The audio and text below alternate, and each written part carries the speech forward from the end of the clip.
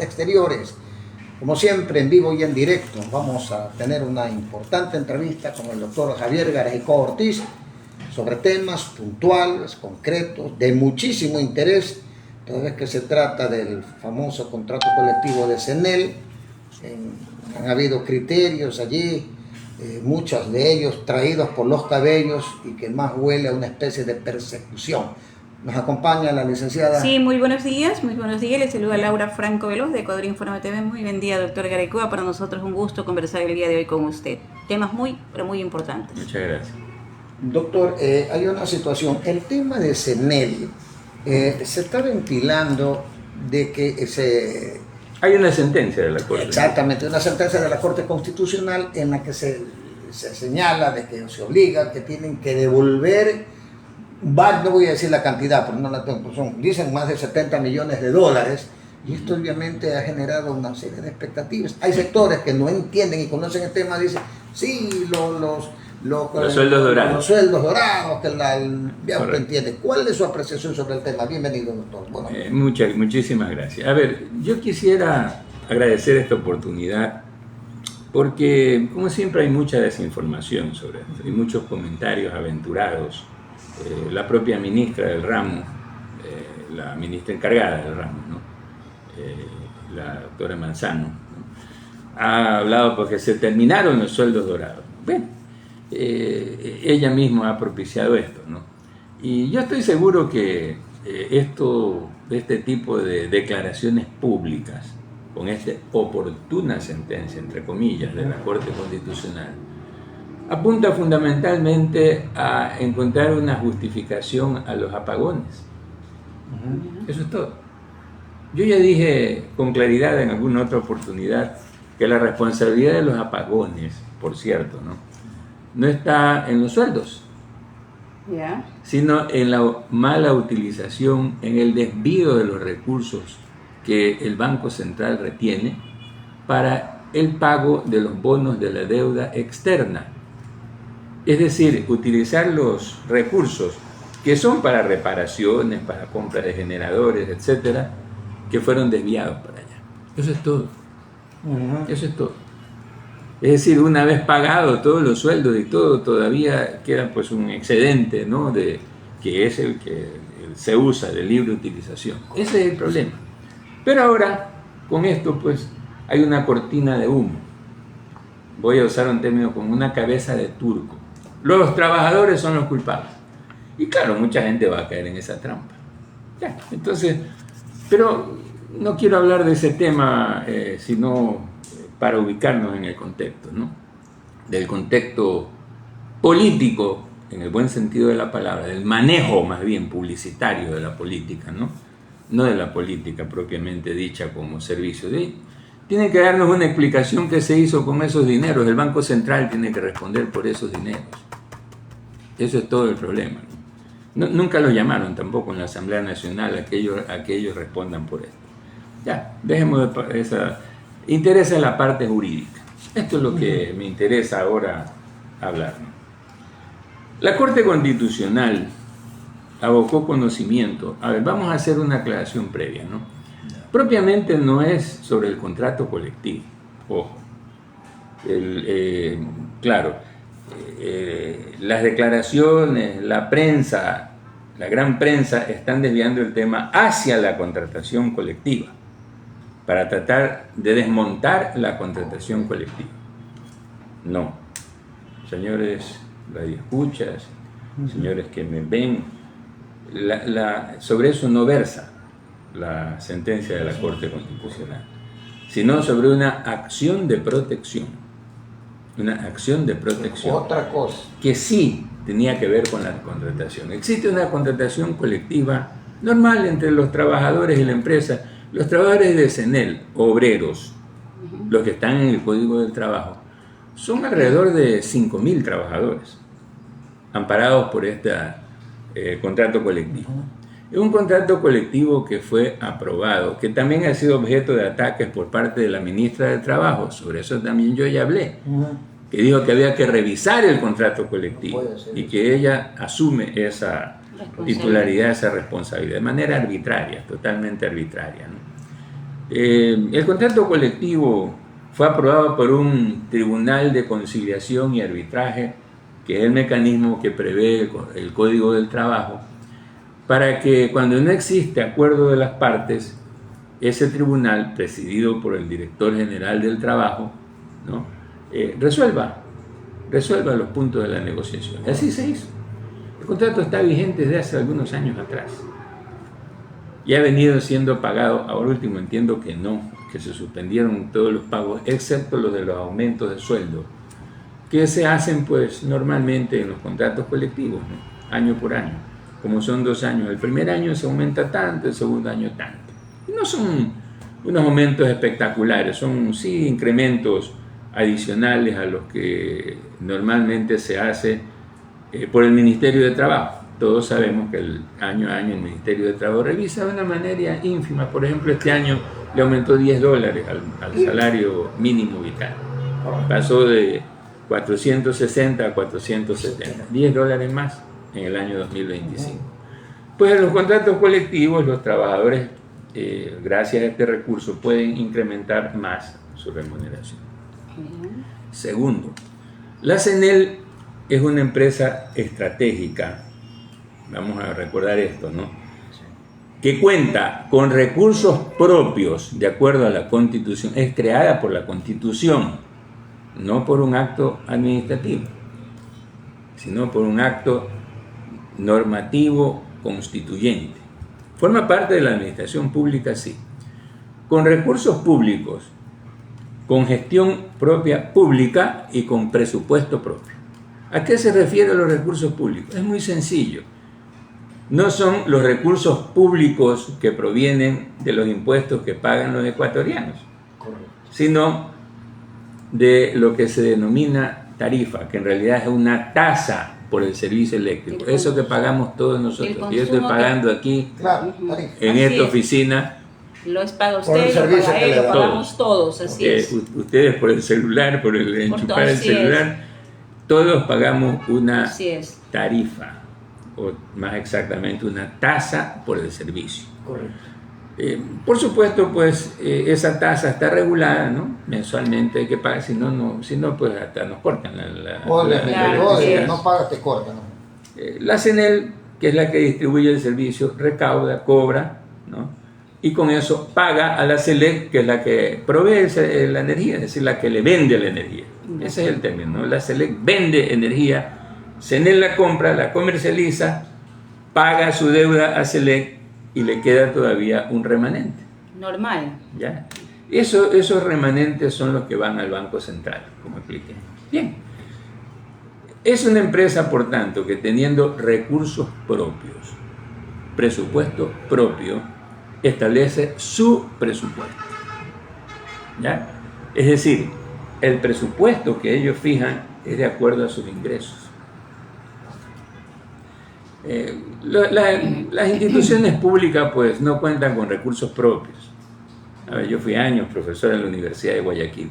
Depende de cuánto le dan en el presupuesto a la universidad y cómo reparten de acuerdo al tipo de universidades, etc.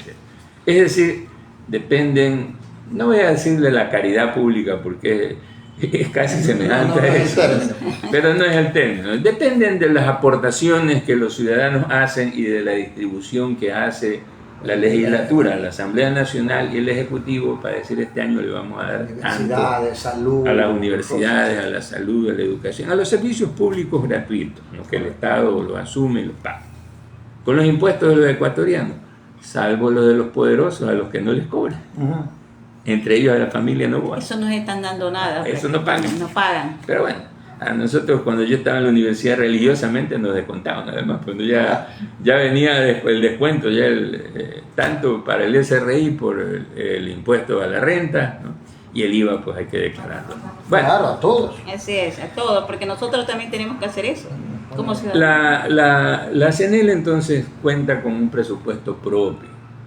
No es el presupuesto del Ministerio de Finanzas, es el propio. Así manda la Constitución. La Constitución, no la ley. Ojo. Entonces, fija las remuneraciones, ¿no?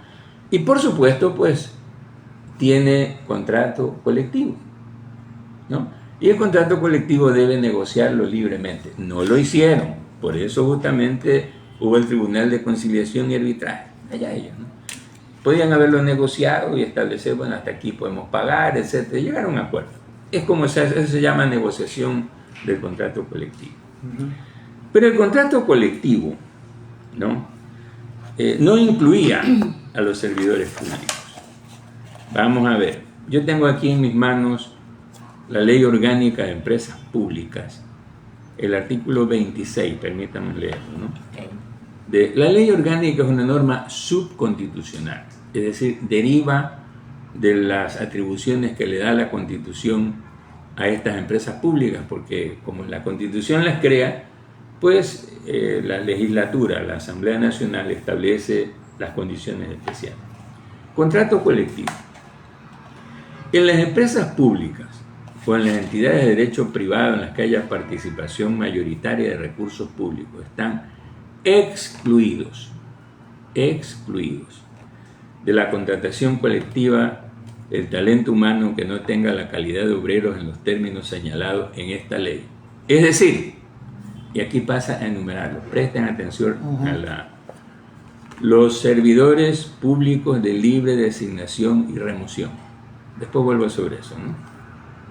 En general, quienes ocupen cargos ejecutivos de dirección, representación, gerencia, asesoría, de confianza, apoderados generales, consultores y los servidores públicos de carrera. A ver, presten atención ustedes, ¿no? Los servidores públicos de libre designación y remoción, primero, ¿no? Después volvemos sobre eso, porque y luego enumera a otros ya de manera precisa, ejecutivos, dirección, etcétera, etcétera. Vamos a eliminar esto de aquí, ¿no? Porque es evidente. Servidores públicos de carrera son aquellos que tienen de acuerdo a lo que dice la Ley Orgánica de Servidores Públicos, la LOCEP, son los que tienen un reglamento de ascensos. Correcto. Me explico.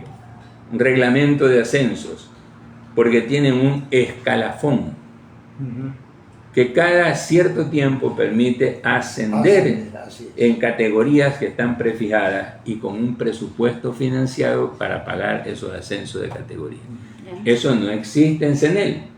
Ojo, allá no hay servidores públicos de carrera, sencillamente porque ni hay reglamento, ni hay categorías, ni en el presupuesto de CENEL se contemplan pagos para ellos.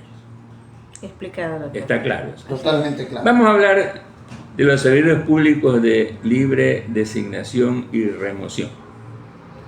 Aquí viene la equivocación de la Corte Constitucional. Vamos a ver qué dice. Parece que no se han dado el trabajo ni siquiera de observar sus alrededores, como voy a demostrar, pero tampoco lo que dice la LOCEP, porque ellos hablan de la LOEP. Ya mencioné aquí la LOEP, quienes están excluidos, ¿no? Claro. Quienes están excluidos expresamente, porque está enumerando, ¿no? Aquí dice, están excluidos que no tengan calidad de obreros, es decir, y los empieza a designar. Vamos a ver, ¿quiénes son los servidores públicos de libre nombramiento y designación?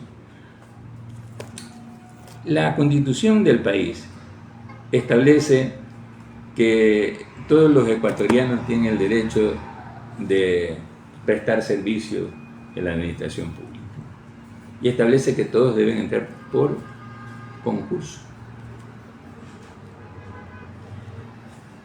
En concordancia con eso, la LOCEP, la Ley Orgánica de Servicio Público, dice, título segundo, las servidoras o servidores públicos, capítulo 1, el ingreso al servicio público, artículo 5, requisitos para el ingreso.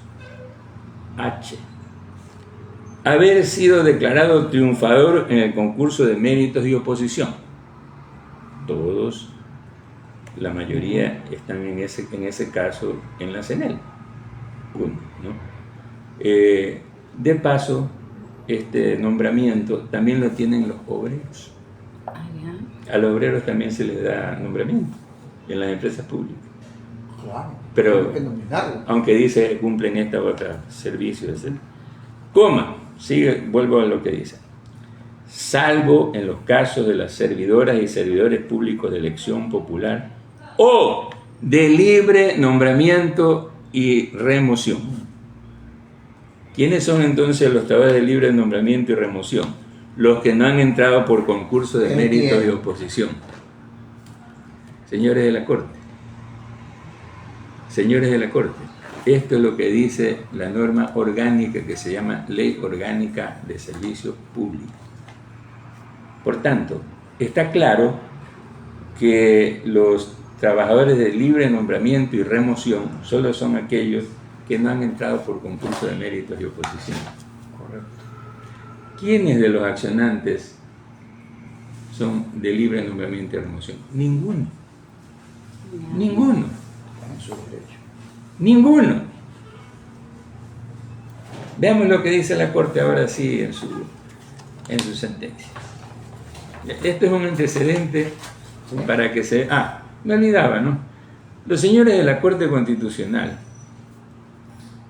tienen una estructura especial, ¿no? De carácter judicial, evidentemente, ¿no? Es decir, pues allí existen, por supuesto, trabajadores de servicio, ¿no? Existen choferes, secretarias, amanuenses. Esos son servidores públicos. ¿Ya? Pero también tienen asesores. Sí, a eso iba. Ya. Pero en este caso, ¿por qué ellos no tienen un tipo de beneficio? Sencillo, porque ellos sí dependen del presupuesto del Estado como la función judicial. Claro. Es decir, viene del dinero que se les da por el Ministerio de Finanzas, que se les asigna, ¿no? Pero ellos tienen también asesores de despacho, que son precisamente estos, los que son de libre nombramiento y remoción. Es decir, los tienen a su alcance, están cerca de ellos, porque ellos los piden. Están al lado de ellos. Yo quiero de asesor a fulano de tal. Claro. ¿No? Y por supuesto, pueden ser cambiados si se sienten inconformes con él, o se puede hacer un reajuste si es que dicen que no alcanza el presupuesto para pagar asesores, el presupuesto del Estado. Todos, así es. No hay ninguna responsabilidad legal, ¿ya? Incluso la LOCEP establece que existe estabilidad. Y por supuesto no pueden ser separados los servidores públicos de manera libre. No hay remoción allí. Tiene que ser separado por una causal legal. Aquí están las causales en la misma. Un sumario LOCEP. administrativo. Un sumario, lo que sea. Claro.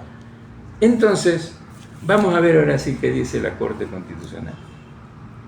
Estoy hablando ya de los considerandos, ¿no? Tengan presente que se refiere a cerca de 1.500 servidores a los cuales se resolvió por el principio de igualdad. Ya me voy a referir a eso, ¿no? Veamos antes qué dice la Corte. Se resolvió incorporarlos al contrato colectivo. Este organismo, la Corte, ¿no? 76, parágrafo 76, identifica una conducta a ser analizada para determinar si constituye error inexcusable. La desnaturalización de la acción de protección al utilizarla para declarar el derecho a la contratación colectiva de funcionarios públicos administrativos de CENEL EP sujetos a la Ley Orgánica de Empresas Públicas. Yo ya leí la Ley Orgánica, ya leí quiénes están excluidos. Los de libre nombramiento.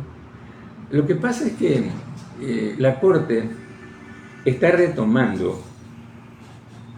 La Corte Constitucional tiene el deber de interpretar la Constitución, no las leyes. Ellos lo saben. Quien interpreta las leyes es el Procurador General del Estado. A él le corresponde esa interpretación legal. Mientras que la Corte le corresponde la interpretación de la Constitución. Es verdad que debe también interpretar en ocasiones disposiciones legales a la luz de lo que establece el derecho constitucional. Vamos a ver.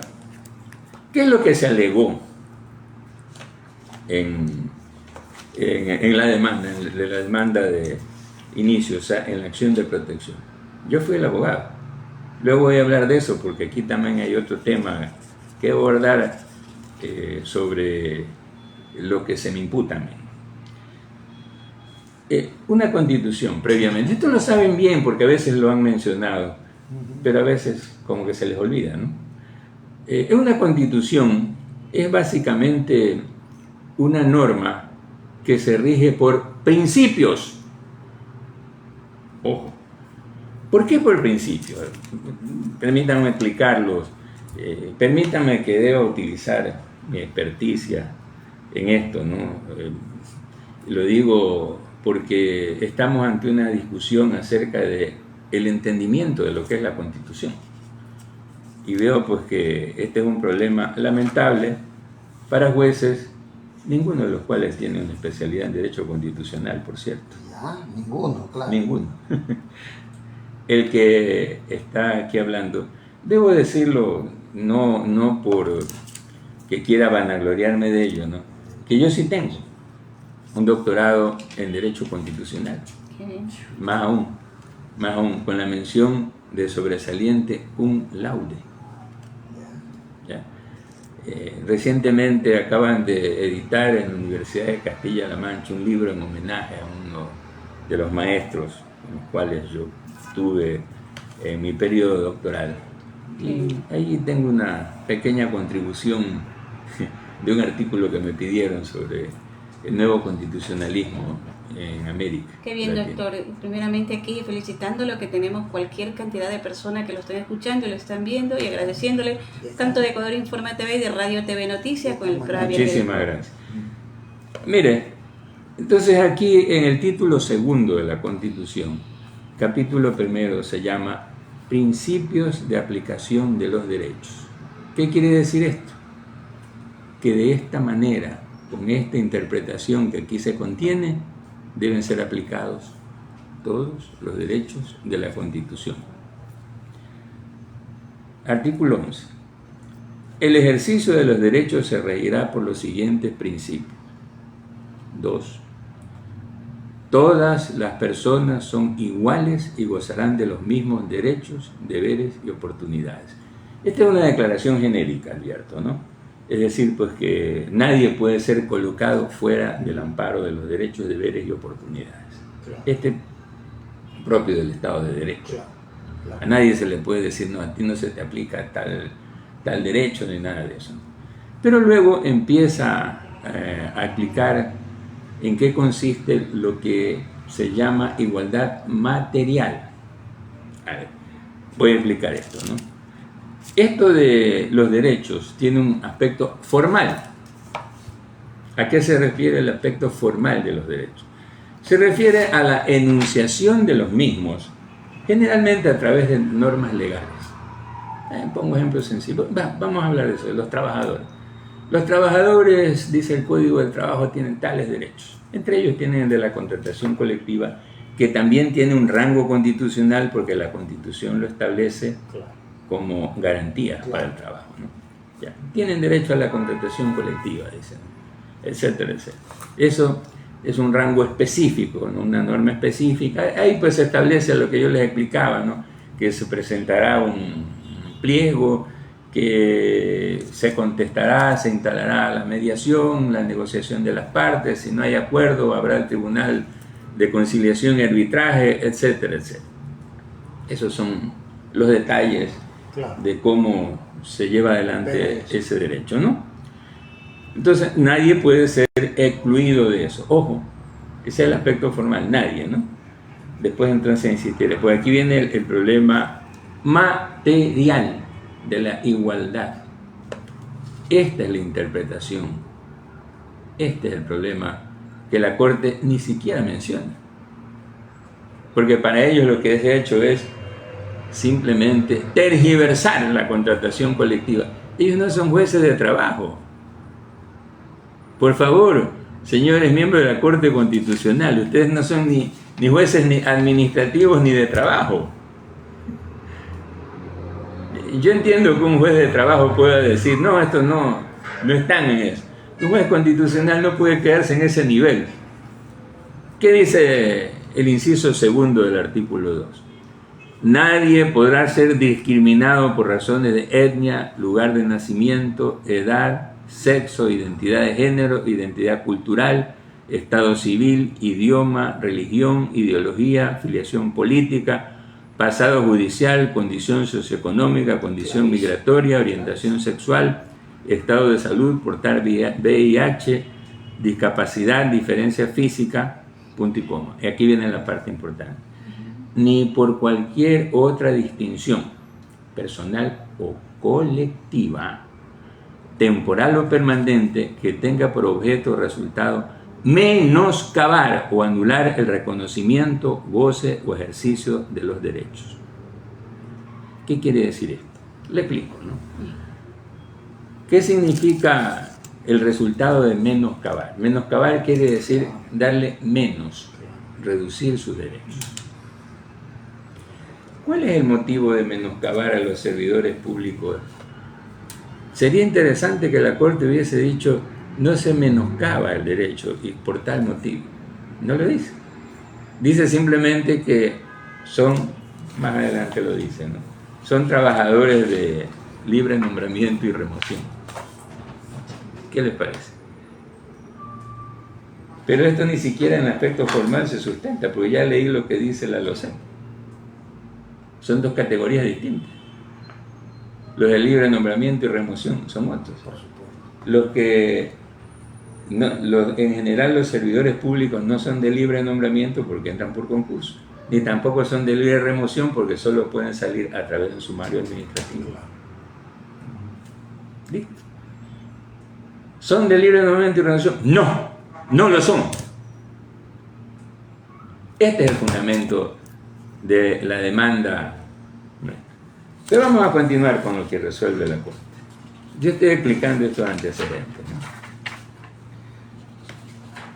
Vamos a ver.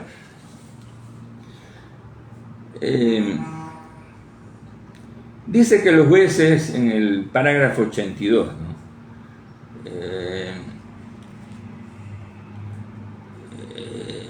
La acción dice el parágrafo 81, perdón. La acción de protección de origen, a pesar de referirse a una presunta vulneración a derechos constitucionales, tenía como fundamento que se reconozcan derechos laborales colectivos que, conforme reconocieron los accionantes, solo favorecen a quienes son considerados obreros, es decir, a quienes están sujetos al Código del Trabajo. Los accionantes somos nosotros. Nosotros no reconocemos que solo favorecen a eso, sino que solo se están otorgando a ellos, ¿sí? De manera injustificada. ¿Ya? ¿Por qué? Porque eso es una forma de distinción que no tiene sustento. Es un menoscabo en el trato. Vamos a continuar. Dice luego que los jueces han desnaturalizado la acción de protección. No viene ahora el caso, y declaran que hay error judicial. Yo no voy a entrar a esas consideraciones, me voy a saltar eso. El error judicial generó un daño significativo a la administración de justicia, a los justiciables o a terceros. Aquí viene el problema de lo que se llama daño. Hay una desnaturalización. Estoy siguiendo la lógica que explica, ¿no? El daño producido. El daño producido, dice, de acuerdo con el peritaje realizado en el proceso de determinación de la reparación económica, aquello implicó un pago de más de 79 millones de dólares para el Estado ecuatoriano, causando un perjuicio grave también a las arcas públicas. Primera cuestión. Esto lo realiza el Tribunal Contencioso Administrativo. ¿Por qué sale esa cifra? Primero porque estos servidores recién integrados no habían recibido más de un año de los beneficios del contrato. Por tanto, había una reparación que era retroactiva. Pero ese pago que se debe, no voy a decir que se debía, sino que se debe por CNE, por las razones que ya expliqué. Claro. Aunque la Corte diga que no. Bueno, Yo estoy demostrando simplemente de manera objetiva que sí se debe. Ese pago, por supuesto, pues se estableció ya en la ejecución que se lo haga a través de mensualidades por un periodo de años hasta que se complete ese pago. Correcto. Ya. Así como ahora dicen que deben devolver por mensualidades, dice la Corte, ¿no? Pero aquí nos mencionan de que los 79 millones en la ejecución se estableció por parte del juez y a petición nuestra, por el juez de ejecución, a petición nuestra, que se lo haga por parte, que se le incluya en el presupuesto anual y que se vaya pagando. Que pague prorrateadamente, sí, digamos así. Mensualmente. Por hacerle más llevadera la vida. Por supuesto. No, pues que lógicamente que decirle de golpe y porrazo, pague 79 millones, era de financiar a la empresa. Eso no se puede hacer. Pero lo otro era una cuestión razonable, ¿no? Una cosa que incluso pagó, con la misma Corte señala. Sí, se pagó, no se ha pagado todo, no estaban todavía deudando este año, por ejemplo, el año pasado interrumpieron los pagos durante casi medio año. Ya. Va. Aquí ordenan pues que se investigue la posibilidad de prevaricato, eso lo hace la Fiscalía, ¿no? Así lo hace la Corte, en otros casos lo ha hecho. Bien, ya, es la consecuencia de todo esto. Vamos a ver, pero yo quería ahora hablar del abuso del derecho. El abuso del derecho, a ver, el derecho es para ser usado. Abuso quiere decir mal uso del derecho. Eso es abuso. Entonces dice, primero define aquí, ¿no?, algo importante. El abuso del derecho requiere el ánimo de causar daño. Voy también a explicar eso, ¿no? Porque no todos son abogados los que me escuchan. Ánimo quiere decir la intención. A ver, voy a explicar, permítanme que haga esta digresión también. Esto los estudiantes de Derecho aprenden esto en Código Civil, cuando se habla del daño grave, cuando hay dolo, etc., ¿no? El dolo precisamente, a ver, el daño es el efecto, el resultado, ¿no? Daño leve, daño grave. Puede ser que cualquiera de esos daños sean hechos, por ejemplo, por negligencia. Es decir, por descuido, llamémoslo así. Por supuesto, esto es un atenuante, ¿no? No es que quita la responsabilidad porque el daño existe. El daño existe, pero bueno, fue un descuido. Un descuido, no hubo la intención de hacer daño. Por eso el tema de la intención es importante. La intención es algo premeditado. Premeditado. ¿Ya? Entonces aquí dice, requiere el ánimo de causar daño. Es decir, una premeditación. La premeditación, este es un término que se utiliza mucho en el ámbito penal. La premeditación y alevosía, dicen los fiscales y jueces penales, ¿no? Premeditación significa que lo ha pensado, se ha planificado, la intención, se quiere obtener esto, se persigue este resultado. Dice, por la naturaleza subjetiva de este requisito, subjetiva porque es el ánimo, es decir, el ánimo es en el alma de uno, el pensamiento de uno, en el interior de uno. No necesariamente debe demostrarse a través de una prueba directa. En el ámbito penal sí, pero no está bien. Esto la Corte ya lo ha establecido en otras ocasiones. No se necesita una prueba directa. Sí se puede ordenar consecuencias penales, como esto cuando habla de la posibilidad de prevaricato. Señores de la Fiscalía, investiguen la actuación de los jueces, ¿no? Ya. Y allá en el ámbito penal se sigue el proceso. Un proceso donde hay acusados que lógicamente tienen el derecho a defenderse. Obviamente, es su derecho. Pero aquí, vamos a ver qué pasa. Dice, puede ser probado, continúa la Corte, a través de una serie de indicios que, en conjunto, le permitan a la autoridad judicial inferir la intención de causar daño.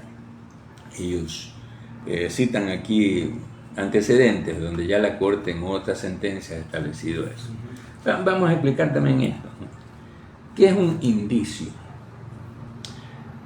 Un indicio es, su nombre lo dice, un indicativo, una especie de posibilidad que tiene certeza. Vamos a poner una cuestión sencilla. Una persona estuvo cerca de donde aconteció el hecho. No tiene otra coartada. No puede demostrar que estaba en otra actividad o con otras personas. Es un indicio, es un indicio. Es un indicio. No es todavía una prueba, ojo.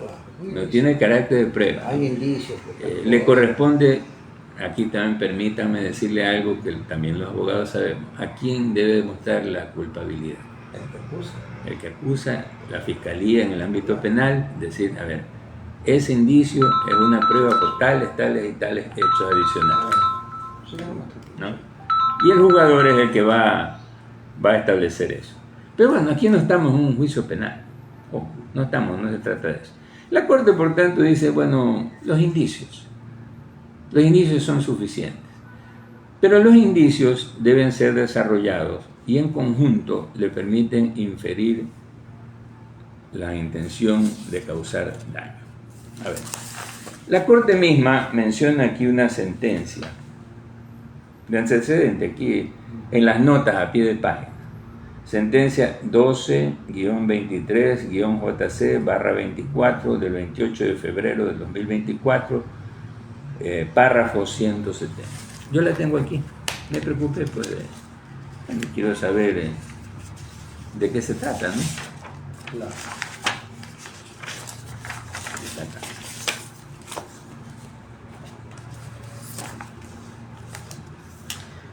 Esta 12-23.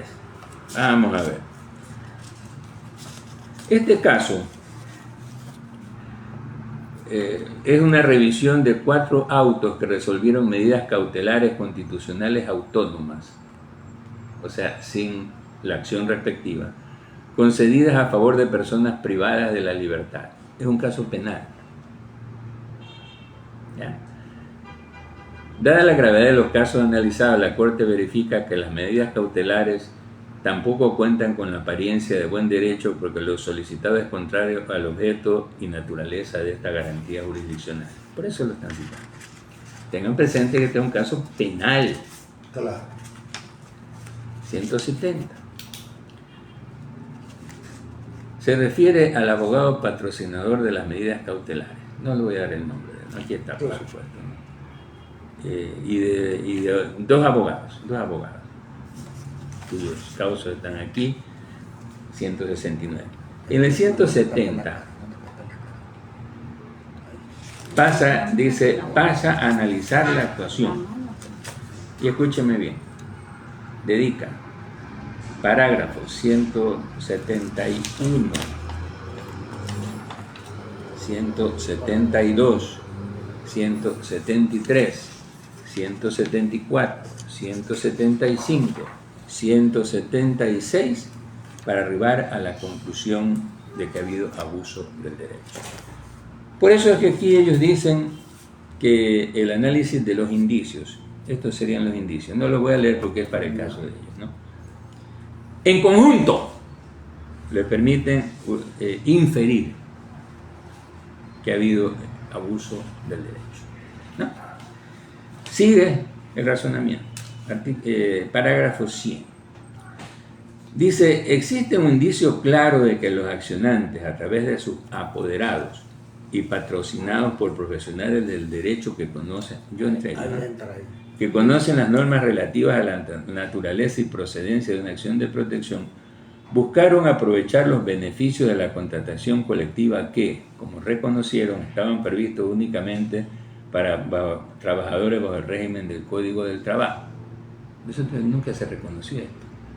Que sí, que lo estaban solo otorgando a ellos, pero eso, precisamente eso estaba demostrando que no había igualdad en el trato, que es lo que el problema central jurídico constitucional que debió examinar la Corte.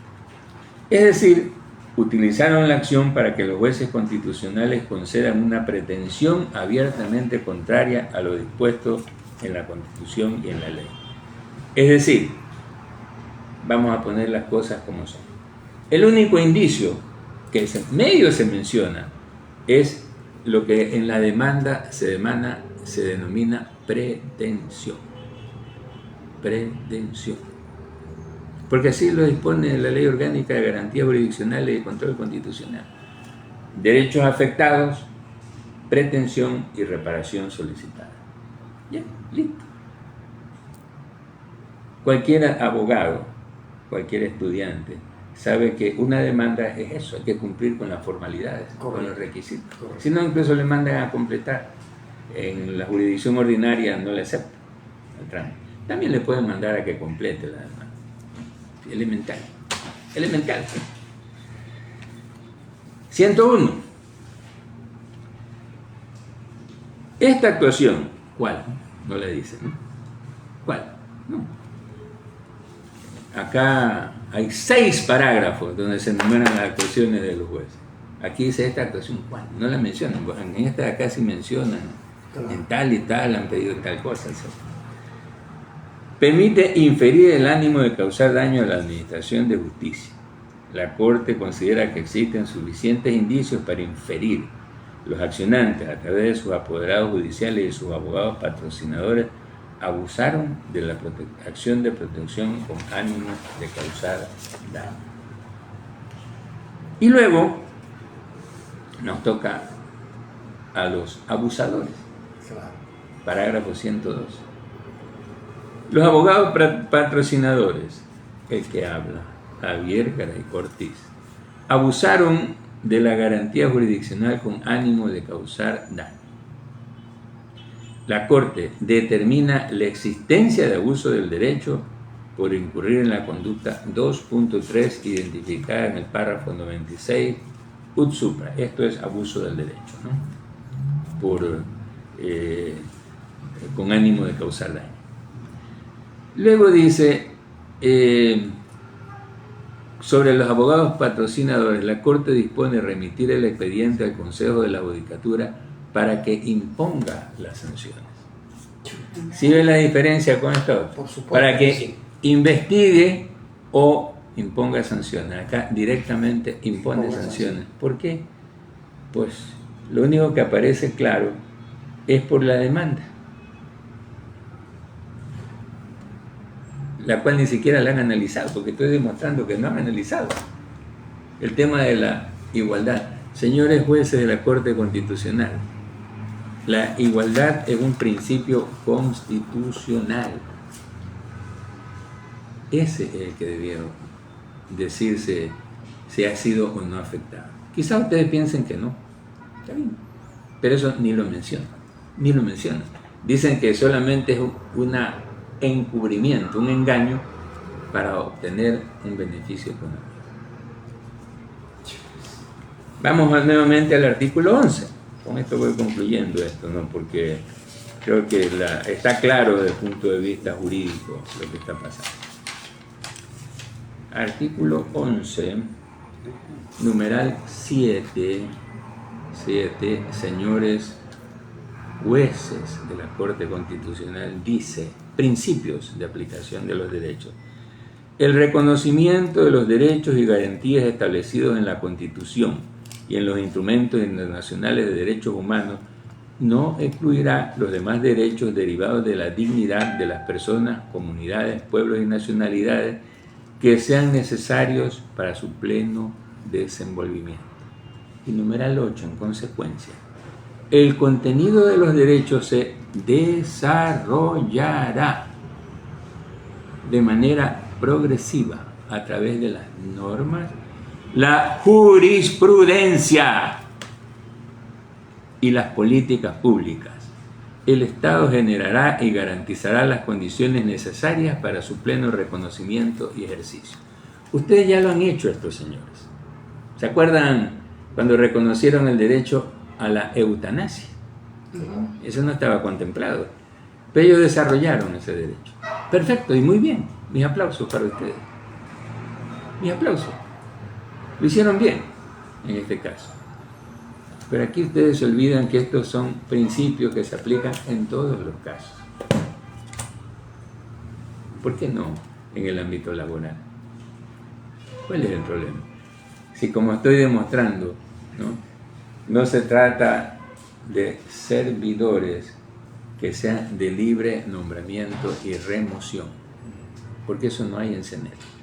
Y segundo, porque CNEL tiene recursos propios, administración propia, presupuesto propio, con el cual puede cubrir perfectamente, como lo estaba haciendo o lo estaba haciendo, ¿no?, esas obligaciones. ¿Por qué esta decisión discriminatoria? Aquí sí lo digo en contra mía. ¿Por qué en unos casos se establece que hay que investigar por el Consejo de la Judicatura? ¿Y por qué aquí simplemente se dice que me impongan sanciones? Yo lo dije. Esta es una retaliación. Correcto. Esta es una retaliación. Y nada más. Ustedes quieren debatir sobre el principio de igualdad cuando quieran. Cuando quieran. Yo sé que esto ya no tiene ningún efecto. Por supuesto que lo sé. Que esta es una sentencia. Yo he solicitado una aclaración, no importa, ¿no?, sobre precisamente esto de este dictamen en cuanto a esta decisión. Yo sé que eso no le van a parar bola. Cuando quieran. Cuando quiera, doctor Ali Lozada Prado. Cuando usted quiera. En cualquier cátedra universitaria usted puede dar su punto de vista, ¿no? Yo estoy diciendo que simplemente se han dejado de lado el debate de los principios en esta sentencia. ¿Con qué intenciones? Yo simplemente he hecho algunas apreciaciones del entorno político en el que esto se produjo.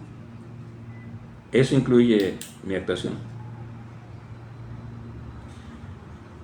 Yo no me voy a quedar callado. Yo ya he tenido que afrontar muchas persecuciones en mi vida. Yo estuve desaparecido alguna vez en un momento de dictadura, así como en el Cono Sur, por una persecución política, por mi militancia de izquierda. Entonces era un joven militante de izquierda. He sido perseguido. Yo quiero recordarle que el señor fiscal Pesantes inició un proceso en el cual se me incluyó a mí, que llegó hasta la Corte Nacional de Justicia, Sala Penal, precisamente por supuestamente haber utilizado fondos públicos con otro destino, fondos propios de la Procuraduría, de los cuales yo no recibí beneficio alguno. Ya no estaba yo además de Procurador General. Y por supuesto pues salí indemne de eso. El señor fiscal Pesantes tuvo que pagar tiempo después, se le ordenó devolver unos dineros que él se había dispuesto para un caso de carácter petrolero. Y ahí las diferencias. No voy a hablar sobre ese caso. Pero yo también fui perseguido, y se lo saben. Algunos periodistas se acuerdan de eso, ¿no? Así es. Sí. ¿Se acuerdan de eso? Claro que sí. A mí una raya más no le hace nada al tigre, no se preocupen. Y no me van a callar, porque tengo la autoridad científica suficiente, académica y moral para eso. No me arrepiento de defender los derechos de los trabajadores, lo he hecho toda la vida. Toda la vida me he identificado con las causas de los trabajadores, sus causas justas. No solo en el ámbito jurídico, en la historia. Por ahí tengo un libro que alguna vez les hice llegar sobre el 28 de mayo de 1944 y la insurrección en Guayaquil, sobre el 15 de noviembre. No solo aquí, muchos de estos trabajos míos han sido incluso publicados en el exterior. ¿Sí? Y también los trabajos jurídicos. Así que yo no le veo contraposición, porque yo no escondo mi manera de pensar ni mis objetivos. No, yo no escondo que estoy en contra de esa mala utilización de los recursos públicos. Señores jueces de la Corte Constitucional, hay una sentencia de la Corte acerca precisamente del mal uso de los recursos provenientes de las tasas para servicios públicos. Se refiere al caso de la construcción del aeropuerto en Quito, ¿ya? Y allí se estableció que constituye una infracción precisamente desviar, como hizo CENEL y SELEC, que desviaron esos recursos, el Banco Central más concretamente, ¿no?, que era la que manejaba, el directorio del Banco Central, que de manera inconstitucional se lo habilitó para que sea autónomo y maneje esos recursos. Mal utilizó esos recursos sin que nadie diga nada, ni la Fiscalía, lamentablemente tampoco en la Asamblea hicieron eco de esta denuncia que yo alguna vez dije, ¿no? Esto sí es una malversación de los recursos públicos.